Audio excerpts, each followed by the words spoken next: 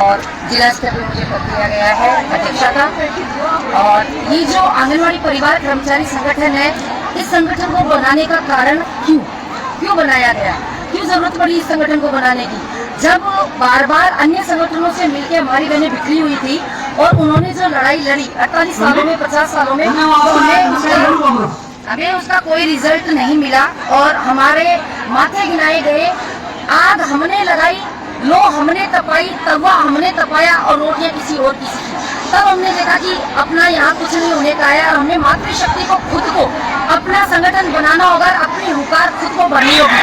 तब हमने बाड़मेर जिले में 15 जनवरी को ये संगठन चयन किया और इस संगठन के जरिए हमने ग्राम पंचायत स्तर से लेके सेक्टर स्तर से लेके ब्लॉक स्तर, यानी बाड़मेर जिले के 17 से 18 ब्लॉक है, उन सारे ब्लॉकों से हमने धरातल स्तर पे कमेटियां बनाई है। उन्हीं बहनों के थ्रू, उन्हीं बहनों से जुड़ के, उन्हीं बहनों की सानिध्य में कि आपको कौन चाहिए, और वो बहनें ही सामने आके बात करेंगी, वो बहनें ही समस्याएं रखेंगी और क्या क्या कैसे।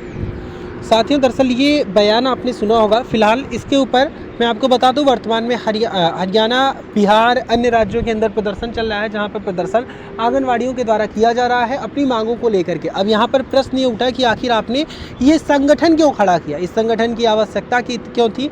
तो इनके द्वारा बताया गया, लगातार हमने सरकार से अपनी मांगों को रखा, सरकार ने हमें आश्वासन दिया, झूठा आश्वासन दिया। उसके बाद में जब सरकार बन गई, सरकार हमारे बीच में आई, सत्ता में आई, उसके बाद से आंगनवाड़ियों को लेकर के कोई भी कार्य सरकार के द्वारा नहीं किया गया। सेविकाओं को लेकर के, सहायिकाओं को लेकर के, मिनी आंगनवाड़ी को लेकर के, आशाओं को लेकर के कोई कार्य सरकार के द्वारा नहीं किया गया, जिस कारण से हम अलग अलग संगठनों के पास दौड़ते थे, अपनी मांगों को लेकर के जाते थे।